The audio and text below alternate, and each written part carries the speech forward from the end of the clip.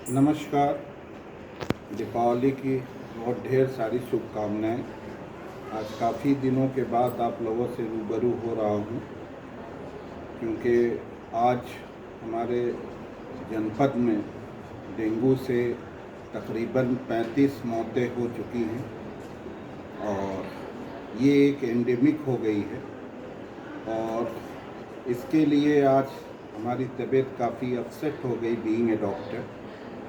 तो मैंने सोचा कि आज आप लोगों के साथ डेंगू पे रूबरू हो जाऊं और उससे कुछ आप लोगों को जानकारी दे दूं, ताकि इस एंडेमिक से हम लोग बच सकें।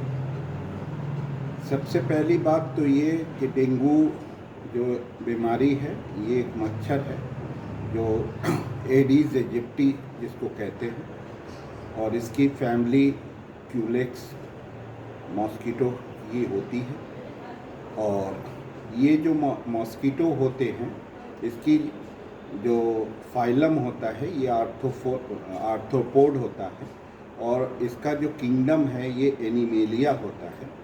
और इसकी पहचान ये होती है कि ये मच्छर जो होते हैं ये छोटे होते हैं, और दूसरे जो है इन मच्छरों में ज़्यादा ऊपर तक उड़ने की सलाहियत नहीं होती। तीसरी जो चीज़ होती है कि ये डार्क कलर्ड होते हैं और इनके ऊपर वाइट स्ट्रिप्स बनी होती हैं। तो इससे हम लोग इसकी पहचान कर सकते हैं कि ये एडीज एजिप्टी मॉस्किटो है। ये येलो फीवर मॉस्किटो भी इसको कहा जाता है। चिकनगुनिया भी इसके द्वारा, हे फीवर भी इसके द्वारा फैलता है। तो ये खाली ये नहीं कि इससे डेंगू ही फैलता है। तीसरी चीज़ क्या है कि जो ये मॉस्किटो होता है,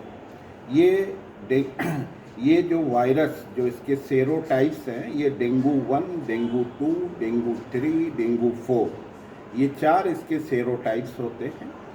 और ये जो है ये ब्लड में प्रवेश करके जो है अपने वायरस को रिलीज़ करता है। और उसके बाद मैं यहाँ आप लोगों को पूरी साइकिल इसकी नहीं बताने जा रहा हूँ, मैं सिर्फ इसकी कुछ बातों पे तबसरा करना चाहता हूँ। सबसे पहली चीज़ कि ये मच्छर पाए कहाँ जाते हैं। ये मच्छर जो हैं ज़्यादातर जो है फ्लावर पॉट्स वगैरह में, जहाँ पे पानी इकट्ठे होने की जगह होती हैं, नारियल के जो पानी पीने के बाद जो उसके खोखे होते हैं उसके अंदर ये मच्छर पाए जाते हैं, और गमले वगैरह में, इन सब जगहों पे ये मच्छर पाए जा सकते हैं घरों पे। दूसरी चीज़ ये कि इन मच्छरों के काटने से हम लोग इसमें बचाव भी कर सकते हैं। जैसे ये मच्छर, आपसे मैंने पहले ही कहा कि ज़्यादा ऊंचाई तक ये नहीं उड़ सकते, तो ये आपके lower segment of the body को ये अटैक करते हैं, जैसे पैरों को, हाथों को। तो हम अगर फुल स्लीव्स की शर्ट्स पहने, ट्राउज़र्स पहने या मोज़े वगैरह का इस्तेमाल करें तो इन मच्छर के काटने से हम लोग बच सकते हैं। तीसरी चीज़ ये कि इसमें जो है हम लोग मॉस्किटो रिपेलेंट क्रीम का भी इस्तेमाल करते हैं, जैसे ओडोमॉस वगैरह। पुराने ज़माने में हम लोग नीम की पत्तियां वगैरह भी जलाया करते थे, वो भी एक अच्छा इसका ये है। मॉस्किटो नेट का इस्तेमाल कर सकते हैं। और दूसरी चीज़ हम लोग जो कर सकते हैं, जो हम लोगों के हाथों में होती है, कि पानी को कहीं इकट्ठा ना होने दें। कूलर में वाटर आपके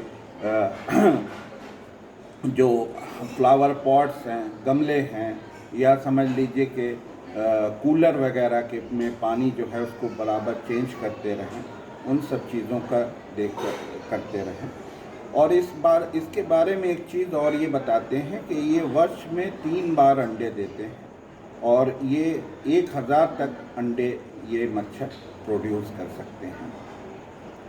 इसमें अब जो सबसे इम्पॉर्टेंट चीज़ है कि इसमें जो ट्रीटमेंट है, चूँकि ये वायरल बीमारी है, तो इसमें ज़्यादातर जो हम लोग का ट्रीटमेंट मॉडलिटीज़ होती हैं, उसमें जो सबसे इम्पॉर्टेंट मॉडलिटीज़ है कि इसमें इसके जो ट्रीटमेंट हम लोग करते हैं, उससे पहले हम लोग कोई इन्वेस्टिगेशन किया जाता है, जिसको हम लोग डेंगू बाई किट, जिसमें NS1 और इम्यूनोग्लोबुलिन जी वगैरह जांचें इसमें करके उससे हम लोग पता करते हैं कि इसकी सिविलिटी ऑफ द वायरस क्या है।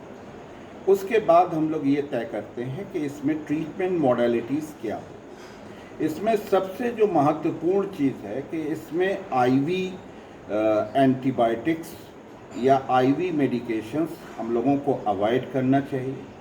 इसमें हम लोगों को पानी का सेवन, इलेक्ट्रॉल का सेवन, नारियल पानी का सेवन ज़्यादा से ज़्यादा करना चाहिए। तीसरी चीज़ जो इसमें होती है कि हम लोग जो इसमें सीबीसी करके हम लोग हमेशा देख लेना चाहिए हम लोगों को कि इसका प्लेटलेट काउंट कितना है। और प्लेटलेट काउंट के साथ जो एक चीज़ और इम्पॉर्टेंट होती है उसमें हेमोटोक्रिट हमको देखना ज़रूर होता है, क्योंकि हेमोटोक्रिट अगर 35 से ऊपर है तो पेशेंट इसमें डिहाइड्रेटेड है कि नहीं, ये चीज़ हमको देना है। तो अगर डिहाइड्रेटेड है पेशेंट तो उसमें आईवी फ्लूइड्स का इस्तेमाल हम लोग करते हैं। और आईवी फ्लूइड्स जो है इसमें ज़्यादातर जो आईवी फ्लूइड ऑफ चॉइस है वो कोलाइड्स हैं, यानी आरएल और एनएस वगैरह का इस्तेमाल हम लोग इसमें करते हैं।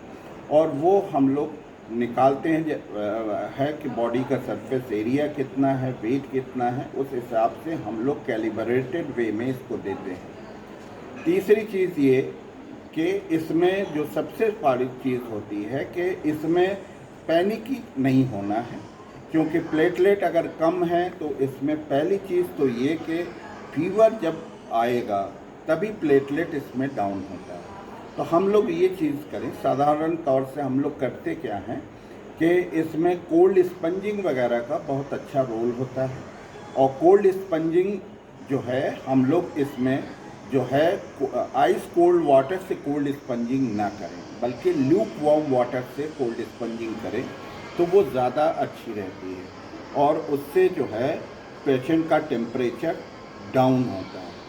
दूसरी चीज़ ये कि इसमें पैरासीटामॉल टैबलेट्स आती हैं, मार्केट में अवेलेबल हैं, उसको बॉडी वेट के हिसाब से देना चाहिए। जिस तरह का बॉडी अगर 60 केजी से ऊपर वेट है तो हम लोग 650 mg देते हैं, और अगर 60 केजी से वेट कम है तो इसमें 500 mg की पैरासीटामॉल देते हैं।